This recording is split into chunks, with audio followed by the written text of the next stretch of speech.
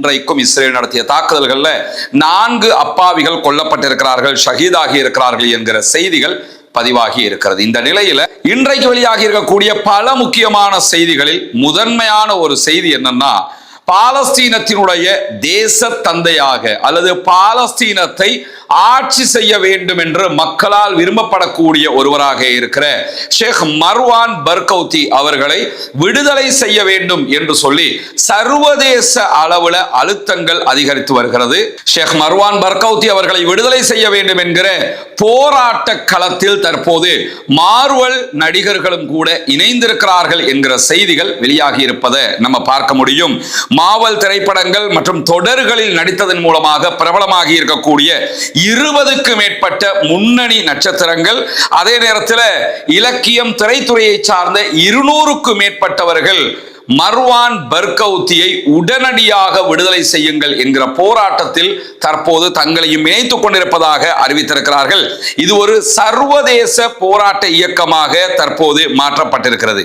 கடந்த 2002ஆம் ஆண்டு முதலாக இதுவரைக்கும் சிறைவாசம் அனுபவித்து வரக்கூடிய மர்வான் பர்கௌத்தியை பொறுத்தவரையில பாலஸ்தீனத்தினுடைய காசா பகுதி மக்களாலும் அங்கீகாரம் பெற்றிருக்கக்கூடிய ஒருவர், அதே நேரம் வெஸ்ட் பேங்க் மேற்கு கரை மக்களாலும் அங்கீகாரம் பெற்றிருக்கக்கூடிய ஒருவர், தொடர்ச்சியாக பாலஸ்தீன மக்களுக்காக குரல் கொடுத்து வந்த மாபெரும் போராளியாக அறியப்பட்ட ஒருவர், 68 வயதாக கூடிய மர்வான் பர்கௌத்தி ஃபதா இயக்கத்தினுடைய முன்னாள் ஜெனரல் செக்ரட்டரியாக செயல்பட்டவர். ஃபதா இயக்கம் தற்போது மொத்தமாக மஹமூத் அப்பாஸினுடைய கைகளிலும் அவருடைய குடும்பத்தாருடைய கைகளிலும் இருக்கிறது.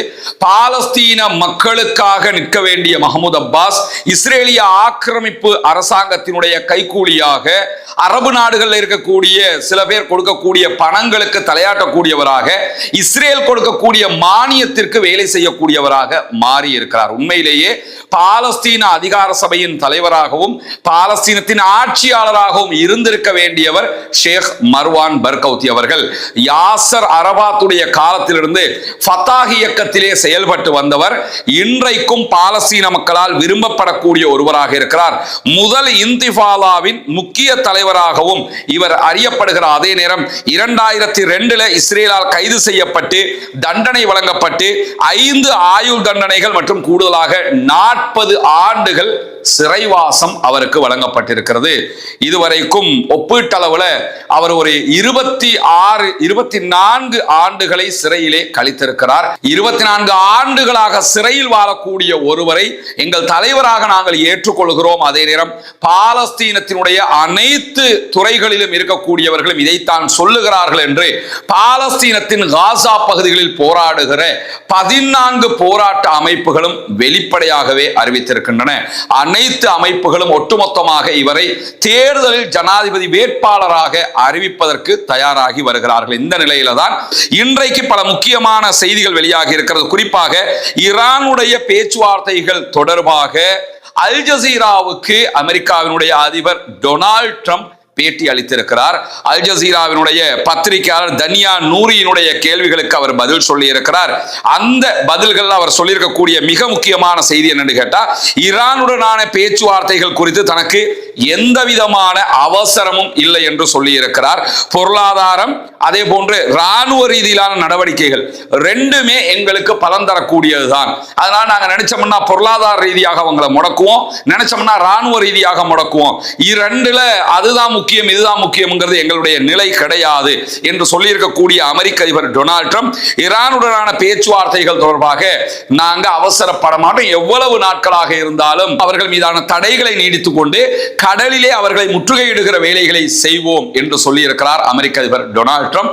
வெறும் ஒரே ஒரு நிமிடம் வழங்கிய பேட்டியில் தான் இந்த செய்திகளை அவர் சொல்லியிருக்கிறார் என்கிற செய்திகளையும் நாம் புரிந்து கொள்ளுகிற அதே நேரத்தில் பொருளாதார அழுத்தத்தால் அமெரிக்காவுக்கு எந்த லாபமும் கிடைக்காது, எந்த பலனும் கிடைக்காது, எங்களுக்கு எந்த விதமான நஷ்டமும் கிடைக்காது என்கிற செய்திகளை இன்றைக்கு ஈரானுடைய அதிபர் மசூத் பெசக்ஷியன் வெளிப்படையாகவே சொல்லியிருக்கிறார். ஈரான் மீது மேலும் பொருளாதார அழுத்தங்கள் கொடுப்பதால் அமெரிக்காவுக்கு எந்த பலனும் கிடைக்காது, எங்களை முடக்கிற முடியாது, நாங்க அடிபணிஞ்சு வந்துட மாட்டோம், நாங்கள் முடக்கப்பட்டால் அல்லது அடிபணிந்து வந்தால் மட்டும்தான் அமெரிக்க அதிபருக்கு அல்லது அமெரிக்காவுக்கு லாபமாக அது அமையும், ஆனால் எங்களை முடக்கவும் முடியாது முடியாது, அடிபணிய செய்யவும் முடியாது என்று சொல்லி மசூத் பெசக்ஷியன் தெரிவித்திருக்கக்கூடிய கருத்துக்களை இன்றைக்கு அல் ஜசீரா வெளியிட்டிருப்பது மட்டுமல்லாமல் பொருளாதார அழுத்தத்திற்கு எதிராக தொடர்ந்தும் உறுதியாக ஈரான் நிற்கும் என்று அல் ஜசீராவுக்கு மசூத் பெசக்ஷியன் அமெரிக்க அதிபருடைய பேட்டிக்கு பதிலடியாக தன்னுடைய கருத்துக்களையும் சொல்லி இருக்கிறார். இந்த நிலையில தான் ரஷ்ய அதிபர் விளாடிமிர் புட்டினும் ஈரானுடைய அதிபர் மசூத் பெசக்ஷியனும் நெக்ஸ்ட் வீக் சந்திக்க இருக்கிறார்கள் நேரடியாக என்கிற செய்திகள் வெளியாகி இருக்கிறது. ஈரான் மீது அமெரிக்கா பல புதிய பொருளாதார தடைகளை விதித்திருக்கிறது. இந்த தடைகள் எதையுமே நாங்கள் ஏற்றுக்கொள்ள மாட்டோம் என்று வெளிப்படையாகவே அறிவித்து விட்டது ரஷ்யாவும் சீனாவும். இப்படியான சூழல்ல தான் இந்த இரண்டு தலைவர்களும் ஷாங்காய் ஒத்துழைப்பு அமைப்பினுடைய உச்சி மாநாட்டில் சந்திப்பதற்கான திட்டம் வகுக்கப்பட்டிருக்கிறது. கிர்கிஸ்தானில் அடுத்த வாரம் இந்த உச்சி மாநாடு நடைபெற இருக்கிறது. எனவே இதிலே இரண்டு தலைவர்களும் பல முக்கியமான முடிவுகளை அறிவிக்க கூடும் என்கிற செய்திகள் வெளியாகி இருக்கக்கூடிய சூழல்ல தான் அமெரிக்காவுடனான எதிர்கால யுத்தங்கள் பிராந்தியம் முழுவதும் பரவக்கூடும் என்கிற எச்சரிக்கையை ஈரானுடைய IRGC இன்றைக்கு விடுத்திருக்கிறது. ஈரானுடைய IRGC சொல்லியிருக்கக்கூடிய செய்திகள் பிரகாரம் எதிரிகளுடைய எந்த ஒரு தவறான கணிப்பீடும் உடனடியான பதிலை ஈரான் மூலமாக தூண்டும் என்று சொல்லி இருக்கிற அதே நேரம் மோதலின் புவியியல் எல்லைகளை அது விரிவுபடுத்தக்கூடும் என்றும் IRGC சொல்லி இருக்கிறது. ஏன்னா இதுவரைக்கும் நடத்தப்பட்ட தாக்குதல்கள்ல அரபு நாடுகளில் இருக்கக்கூடிய அமெரிக்காவினுடைய ராணுவ தளங்கள் மீது ஈரான் தாக்குதல்களை நடத்தி இருக்கிறது. இஸ்ரேலில் இருக்கக்கூடிய ராணுவ தளங்கள் மீது தாக்குதல்களை நடத்தி இருக்கிறது. எதிர்காலங்களில் தாக்குதல்கள் நடத்தப்பட்டால் அமெரிக்காவினுடைய எரிபொருள் உற்பத்தி தளங்கள் மீதும் தாக்குதல்கள் நடத்தப்படும் இதுக்கு முன்னாடி IRGC அறிவிச்சிருந்தாங்க. இன்றைக்கு அவங்க விடுத்திருக்கக்கூடிய செய்திகளை IRGC-னுடைய பிரிகேடியர் ஜெனரல் முகமது அக்ரமீனியா மெஹர் செய்தி நிறுவனத்திடம் தெரிவித்திருக்கக்கூடிய கருத்துக்கள்ல மேலதிகமாக என்ன சொல்றாருன்னு கேட்டா, எதிர்காலத்தில் ஈரான் மீது அமெரிக்கா தாக்குதல்களை நடத்தி ஒரு யுத்தத்தை ஆரம்பிக்கிற போது அந்த யுத்தம் பாபல் மந்தபையும் இந்த யுத்தத்தில் உள்ளிருக்கக்கூடும். இதுவரைக்கும் நாங்க ஹொர்முஸை மூடி வச்சிருக்கிறோம். பாபல் மந்தபுல ஹவுதி சவுதி அரேபியாவுடனான பிரச்சனை, சவுதி கப்பல்கள் போகக்கூடாதுன்னு தடுத்துக்கிட்டு இருக்கிறாங்க. ஆனால் எதிர்காலங்களில் அமெரிக்கா எங்கள் மீது தாக்குதல்களை நடத்தினால் பாபல் மந்தபும் மொத்தமான ஒரு இறுக்கமான நிலையை சந்திக்கும், அதையும் தாக்குதல் வட்டத்துக்குள்ள கொண்டு வருவோம் என்று சொல்லி இருக்கிறவர் மேலதிகமாக சிரியாவில் இருக்கக்கூடிய அமெரிக்காவினுடைய படைத்தளங்களும் தாக்குதலுக்கு உள்ளாகும் என்கிற செய்திகளையும் சொல்லியிருக்கிறார். சிரியா மேல அட்டாக் பண்ணுவோம், பாபல் மந்தப் ரெட் சீல அட்டாக் பண்ணுவோம் என்பதெல்லாம் வெளிப்படையாக பேசியிருக்கிறார். அதே நேரம் இதற்கு முன்பதாக புவியியல் எல்லைக்கு வெளியில தான் சிரியாவினுடைய இடங்களும் அதே போன்று பாபல் மந்தபும் இருந்தது. ஆனா அதை எல்லாத்தையும் உள்ள கொண்டு வந்து இனிமே அட்டாக் பண்ணுவோம் என்று சொல்லி வெளிப்படையாகவே அறிவித்திருக்கிறார்கள். எனவே இதுவெல்லாம் இந்த பிரச்சனைகள் முடிவுக்கு வராது, மேலும் இழுத்துக்கொண்டே போகிறது என்பதை வெளிப்படையாக காட்டுகிற அதே நேரத்தில் ஈரானுடைய இலக்காக மாறிவிடுவோமோ என்கிற பயத்தில் பல்கேரியாவினுடைய மக்கள் இருக்கிறார்கள் என்கிற செய்திகளும் இன்றைக்கு மேலதிகமாக வெளியாகி இருக்கிறது. அமெரிக்காவினுடைய ராணுவத்துக்கு சொந்தமான 2 எரிபொருள் நிரப்பக்கூடிய விமானங்கள் புறப்பட்டு சென்றிருக்கின்றன. இந்த பயணம் என்பது பல்கேரிய மக்களுக்கு நிம்மதி தரக்கூடியதாக இருப்பதாக இன்றைக்கு செய்திகள் தெரிவிக்கிறது. காரணம் என்னன்னு கேட்டா, இந்த படைத்தளத்தில் அமெரிக்காவினுடைய விமானங்கள் இருக்கிற போதெல்லாம் எந்த நேரத்திலும் ஈரான் பல்கேரியா மீது தாக்குதல்களை நடத்தக்கூடும் என்கிற அச்சங்கள் இருக்கிறது. எனவே எதிர்காலத்திலும் ஈரான் மீது அமெரிக்கா தாக்குதல்களை நடத்த ஆரம்பித்தார் தென்கிழக்கு பல்கேரியாவில் இருக்கக்கூடிய பல கிராமங்களை உள்ளடக்கிய பகுதிகள் மீது ஈரான் தாக்குதல்களை நடத்தக்கூடும் என்கிற அச்சம் பல்கேரிய மக்களுக்கு இருக்கிறது என்கிற செய்திகள் இன்றைக்கு வெளியாகி இருக்கிறது. அதே நேரத்தில் புதிய சண்டைகளுக்காக அமெரிக்காவினுடைய தேர்தல் காலங்கள் முடிவடைகிற வரைக்கும் ஈரான் காத்து கொண்டிருக்காது என்று சொல்லி இன்றைக்கு ஈரானுடைய செய்தித்தாளாக இருக்கக்கூடிய அல் வஃபாக்கினுடைய தலைமை ஆசிரியர் முக்தாத் ஹத்தாது வெளியிட்டிருக்கக்கூடிய தகவல்களிலிருந்து அல் ஜசீரா தகவல்களை வெளியிட்டிருக்கிறது. அவர் வெளியிட்டிருக்கக்கூடிய செய்திகள் என்னன்னு கேட்டா, ஈரானுக்கு எதிராக புதிய தாக்குதல்களை தொடங்க போவதில்லை என்பது குறித்த அமெரிக்காவினுடைய வெளியுறவு செயலாளருடைய கருத்துக்கள் இடைக்கால தேர்தல்களை நோக்கியதாக ஈரான் பார்க்கிறது. ஈரான் மேல புதிய தாக்குதல் எதையுமே நாங்கள் நடத்த மாட்டோம் என்று சொல்லி அமெரிக்காவினுடைய செயலாளர், வெளியுறவுத்துறை செயலாளர் அறிவிச்சிருக்கிறாரு.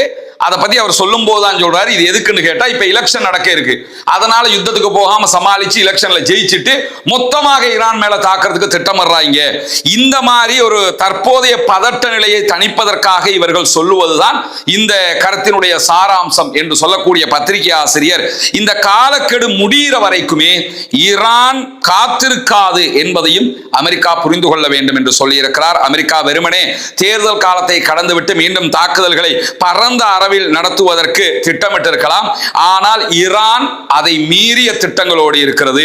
முன்கூட்டியே ஈரான் கூட தாக்குதல்களை நடத்துவதற்கு வாய்ப்பு இருக்கிறது.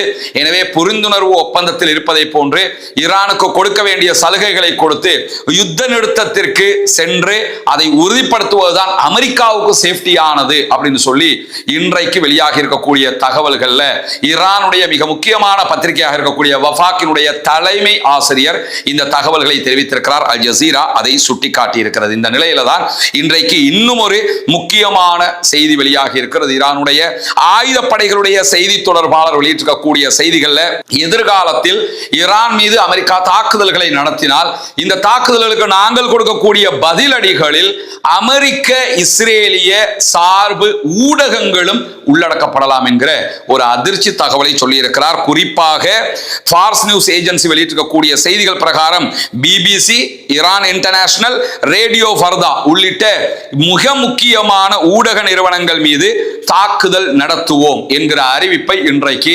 ஐஆர்ஜிசியும் ஈரானுடைய ஆயுதப்படைகளுடைய தலைமையகமும் வெளிப்படையாகவே அறிவித்திருக்கின்றன. இந்த நிறுவனங்களுடைய பெயர்களை குறிப்பிட்டு பிபிசி, ஈரான் இன்டர்நேஷனல், அதே போன்று ரேடியோ ஃபர்தா ஆகிய 3 நிறுவனங்களுடைய பெயர்களை குறிப்பிட்டு இன்றைக்கு ஈரானுடைய ஆயுதப்படைகள் வெளியிட்டிருக்கக்கூடிய செய்திகள்ல இவைகள் ஊடக நிறுவனங்களே கிடையாது. மொசாது, சிஐஏ, அதே போன்று எதிரிகளுடைய உளவு நிறுவனங்களுடைய ஏஜென்ட்டுகளாகத்தான் இவர்கள் செயல்பட்டு வருகிறார்களே தவிர இவர்கள் ஊடக நிறுவனங்கள் அல்ல. அது மட்டுமல்லாமல் நாங்கள் இவர்கள் மீது தாக்குதல்களை நடத்த ஆரம்பித்தால் இவர்கள் மீது மட்டுமல்லாமல் இந்த அமைப்புகளில் பணிபுரிகிற தனிநபர்கள் கூட சாத்தியமான ராணுவ இலக்குக்கு உள்ளாகலாம், அவர்கள் மீதும் நாங்கள் தாக்குதல்களை நடத்துவோம் என்று சொல்லி வெளிப்படையாகவே அறிவித்துவிட்டு சொல்கிறார்கள். எங்களுடைய பார்வையில இவைகள் ஊடக நிறுவனங்களே அல்ல. இந்த போலி ஊடக நிறுவனங்கள் உலகில் வன்முறையை ஊக்குவிப்பதற்கும் மனித குலத்தின் மனநலத்தை சீர்குலைத்துக் கொண்டிருக்கின்றன என்கிற செய்திகளையும் இன்றைக்கு ஈரானுடைய ஆயுதப்படைகள் சொல்லி இருப்பது இன்றைய தினம் மிக முக்கியமான செய்தியாக பார்க்கப்படுகிறது. அதே நேரத்தில் இன்றைய நாள் நம்ம ஏற்கனவே ஒரு வீடியோ வெளியிட்டிருக்கிறோம். அந்த வீடியோவில் விரிவாக சொல்லப்பட்ட ஒரு செய்தி தான் அமெரிக்க அதிபர் டொனால்ட் ட்ரம்ப் பேசுகிற வார்த்தைகளில், பேசுகிற செய்திகளில் ஒரு நாளைக்கு 21 பொய்களை சொல்லுகிறார் என்று வாஷிங்டன் போஸ்ட் வெளியிட்டிருக்கக்கூடிய செய்திகளில் இப்படி ஒரு பொய்கார ஜனாதிபதியை எந்த ஒரு அரசும் எந்த ஒரு மக்களும் பார்த்திருக்க மாட்டாங்கிற அளவுக்கு நம்பர் 1 பொய்யனாக மாறி இருக்கிறார் அமெரிக்க அதிபர் டொனால்ட் ட்ரம்ப். இன்றைக்கு வெளியாக இருக்கக்கூடிய மிக முக்கியமான செய்திகளுடைய தொகுப்பை தான் உங்களோடு பகிர்ந்து கொண்டிருக்கிறோம்.